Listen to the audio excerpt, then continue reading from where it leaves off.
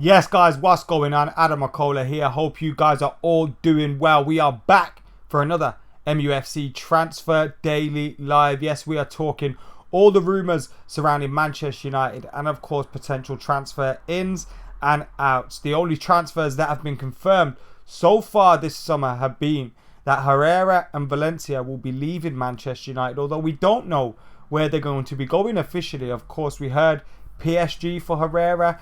Maybe Valencia will return to Ecuador, or maybe he'll retire. But as of yet, nothing official relating to them. But we are here to talk about the rumours surrounding Joao Felix, who's been linked with a move to Manchester United. Benfica's 19-year-old wonder kid who enjoyed an absolutely fantastic season last season, scoring 20 goals, getting like 11 assists in around 40-odd games. And for a 19-year-old, that is absolutely fantastic. But now he's being linked with some big clubs, some major players in European football. And Manchester United's name is, of course, at the front of those lists. Of course we are. We're linked to every single player, left, right and centre. And today, the links are coming from the Daily Mail, who are reporting that United are to match rival City for £105 million Joao Felix. Now, this is via reports, so obviously they're kind of stepping back from the responsibility of this, although Daily Mail don't have any responsibility anyway. But he is being linked with Manchester United and Manchester City. Now, the reason for that £105 million fee is because he has a release clause, which is just around that figure. So he would cost £105 million unless Benfica accepted anything below that. But it'd be unlikely if they were to do that. It'd be very unlikely if Benfica to accept anything below that. He's highly sought after. He's highly thought of in Portugal. He's apparently the most exciting player there since Cristiano Ronaldo. He's been compared in style to Rui Costa. Obviously, for those that don't know, he plays just off the striker. He can occupy a wide right position as well, but he's more comfortable, he's more natural in behind the striker. Now, for me, do I want Manchester United to sign him? £105 million is a hell of a risk for a young 19-year-old that could become a hit or a miss in the Premier League. He's not a guaranteed dead cert to be a hit or a miss to be a hit in the Premier League. Now, of course, that's not me saying he hasn't got talent, because many talented players haven't succeeded. But for a 19-year-old to come to Manchester United in the position we're in at the moment, in the rebuild that we're in at the moment, would take some massive pressure, and he'd have to perform straight away. And for £105 million, that is a big risk. I don't think it would be a signing that's a necessity for Manchester United, although I wouldn't be surprised if you've been scouting him, because he's obviously clearly a very talented player with 20 goals, 11 assists, just playing off the striker. He doesn't look like the most physically imposing player. He's skillful, he's a baller, but he's young, he's inexperienced. He's still got a long way to go before I think you can justify paying £105 million fee for him.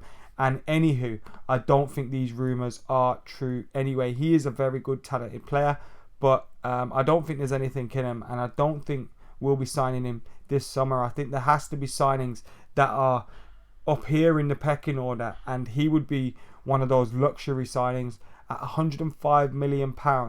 Can we afford luxury signings at that price in this summer? I don't think so. I don't think so at all. So that's an interesting one. I'll get some of your thoughts on that. Now, before I do get your thoughts on that and jump into the comments, the reason we went live early today at 7:45 p.m, if you're watching live, is obviously because we know the Europa League finals on. We know a lot of people will be watching that. We know United aren't playing in it, but two English teams, people will have friends that support, and people will want to watch the game. So I thought, let's come live 15 minutes early so some of you can jump in. And I've already seen by the numbers that are live right now that they're a lot lower than they have been usually. And again, that's because of the game. So I understand that. But you guys that have joined us, thank you very much for jumping in and joining us today. Willow says, I've been saying to get Adrian Rabiot. Ronaldo was 17 mil at the same level at the same stage of his career, says David Vint. It'd be interesting to know what that 17 mil was worth now, but of course it wasn't as high as £105 million. I think, you know, the kind of record that was around that time was 30 million. maybe for a player. So yeah. Anyone else, guys? Paul's saying we have Mason. Which targets would I prioritize? Says Isaac rather. The targets that I'd prioritize would be Aaron Wan-Bissaka, would be a centre half. If we can get De Ligt, that'd be the dream signing. I don't think that's going to happen. So who would it be after that? If it's not going to be those, you're looking at the likes of Harry Maguire, Toby Alderweireld, Koulibaly. I don't think Koulibaly's leaving Napoli this season. I don't think he's worth the fee that they would want for him, especially at the age he's at the moment. So you're looking, it's probably going to be Maguire or Alderweireld, or a signing that we haven't even thought of, because De Ligt is the man that we all want, but is the man that's probably not going to sign for Manchester United. So we have to bear that in mind as well. Is Rabiot a genuine link, says Paul Fay? At the moment, I don't know, but I believe he's available on a free, so it's understandable that he's been linked with Manchester United.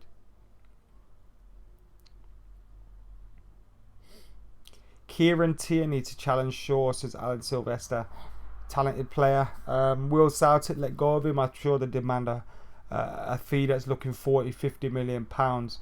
And I don't think United are going to be looking to spend that kind of figure on a left back in this window, because we've got other areas to prioritise, as I said.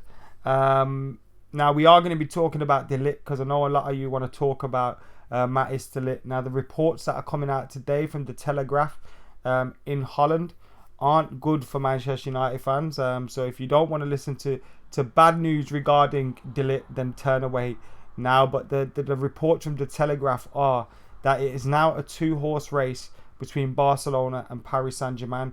They're saying Paris Saint Germain have overtaken United in the running for the player, and it's now a choice between Barcelona and Paris Saint Germain for the player. But you have to ask yourself, again, like I've said before, you have to ask yourself, why are we hearing this story? Now, this story could have come out because whilst Barcelona are no longer interested, potentially, if you agree the stuff that's going on in Spain, they still want to squeeze more money out of Manchester United. What's a good way to squeeze more money out of Manchester United? Say PSG are coming involved. So that's potentially one way. Of course, PSG could be interested in him. I don't think De Ligt would move to France, to be honest. But then again, I don't think De Ligt would move to Manchester United. And if he's opting to join Manchester United over Barcelona for the money, then who would know regarding him going to PSG. So it's an interesting one, but I don't think we're going to sign him anyway. I don't think PSG are going to sign him either. We saw that Frankie de Jong was linked with PSG in the closing stages of his signing for Barcelona, so we have to keep that in mind as well. Better full-time Devils than Arsenal and Chelsea. Yes, Peter, go on, lad. Thank you for joining us today. Mo Wada says, why would he go to PSG? Money talks. Can we still buy Milinkovic-Savic? Says Andre. Didn't have the best of seasons this season. I don't think we're going to be back in for him. And even if we were in for him in the first place is another question. Who do you want to win the Europa League tonight? Says Isaac. I don't really care, to be honest. Not really that arsed about it. But if I'm thinking right now, I'd say hope Chelsea win it, so that we're not the only ones in the top 6 that aren't in the Champions League, which is a really sad thing to say, isn't it? Savic is off to Juventus, says Race Musa. Maguire and Alderweireld and Wan-Bissaka or Munier.